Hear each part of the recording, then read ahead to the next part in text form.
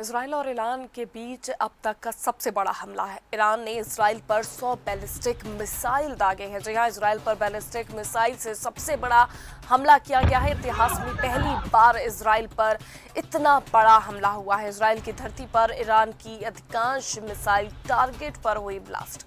Israel में लगभग defence दिख रहा नाकाम। ईरान की मिसाइल लगातार मचा रही है तबाही। आप तस्वीरें देख सकते हैं। इस हमले के बाद अमेरिकी राष्ट्रपति बाइडेन ने आपातकालीन बैठक भी बुलाई है।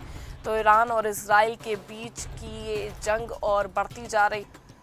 वहीं इस खबर पर हमारे साथ editor in chief Amit Singh जुड़ गए हैं। अमित, जिस तरह से आप देख सकते हैं कि ईरान ने बड़ा हमला किया है और ये इतिहास में भी दर्ज हो गया है कि एक का एक 100 मिसाइलें दागी गई।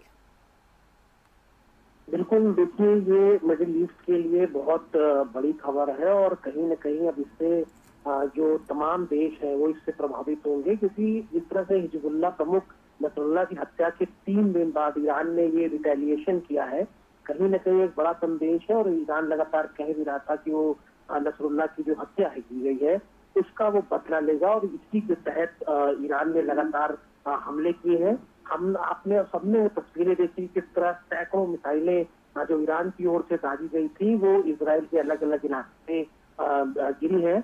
जो सूत्र बताते हैं तकरीबन 181 से अधिक मिसाइलों ने हमला किया था, और ज्यादातर जो मिसाइल है इजराइल की वो ईरान की वो इजराइल के एयर डिफेंस सिस्टम को घेरते हुए वहां पर पहुंची। तो तमाम जो खबरें हैं वो वहां पर आ रही हैं, और अमेरिका का भी देखिए रिएक्शन आ गया है। जो बाइडेन जो अमेरिकी राष्ट्रपति हैं उन्होंने भी कहा है कि इसका भुगतान ईरान को करना पड़ेगा, और वो पूरी तरीके से इजराइल के साथ है। ऐसे में अब आने वाले समय में क्या इसका असर दिखता है, ग्लोबली जो बाजार है उन पर इनका क्या असर दिखता है, ये देखना बड़ा दिलचस्प होगा।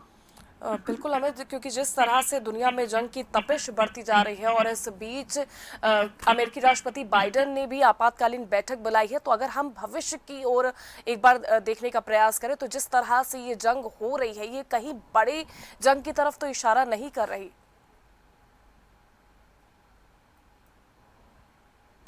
बनते जा रहे हैं, क्योंकि ईरान ने जिसका अपने बयान में कहा है, एक आधिकारिक बयान जारी किया गया है कि ये हमले की एक पहली खेप है। यानी ईरान ये साफ साफ बता चुका है कि अभी जो हमला ये किया गया है ये तो शुरुआत है, अब इस तरह के और हमले देखने को मिलेंगे, और इस हमले में काफी लोगों के मारे जाने की भी खबर आ रही है। और वहीं इजराइल ने भी कहा है कि इस हमले का पूरा जवाब दिया जाएगा, वो पूरी तरीके से तैयार है। अभी रक्षा मंत्री इजराइल के और अमेरिका के रक्षा मंत्री ने आपस में बात भी की है इस मुद्दे पर, और तमाम जो नाटो देश हैं, जो यूरोपियन देश हैं, वो कहीं न कहीं ये देखिए इजराइल का साथ देंगे। और जिस तरह से पहले लेबनान और उसके बाद ईरान के बाद जिस तरह से इजराइल का तनाव बढ़ता जा रहा है, तो कहीं न कहीं ये आने वाले समय में ग्लोबली इसका असर देखने को मिलेगा। तमाम ऐसे देश हैं जो इससे अछूते नहीं रहेंगे, और इसका साफ असर, चाहे वो इकोनॉमिकली हो चाहे वो सोशली हो, इसका इम्पैक्ट, इसका असर देखने को जरूर मिलेगा।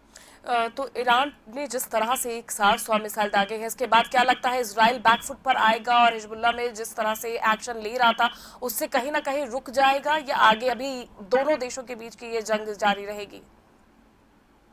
देखिए कीर्ति, जो हालात दिख रहे हैं, जो माहौल है, चाहे वो पॉलिटिकली हो चाहे वो ग्लोबली हो, स्थिति सामान्य बहुत जल्दी तो नहीं होने वाली है, क्योंकि जिस तरह से तनाव लगातार देखा जा रहा था और जिससे नसरुल्लाह की हत्या की गई है, ऐसा आरोप लगाया है ईरान के लोगों ने, तो कहीं ना कहीं ये जो तनाव है, जो टेंशन है, ये टेंशन बहुत जल्दी खत्म होने वाली नहीं है। और जिस तरह से कल रिटेलिएशन किया है ईरान ने, कहीं न कहीं ये तनाव और बढ़ेगा, और इसकी जद में कहीं न कहीं तमाम जो देश हैं वो जरूर आएंगे, और ये कहीं न कहीं ये मामला भी बढ़ता हुआ दिखेगा।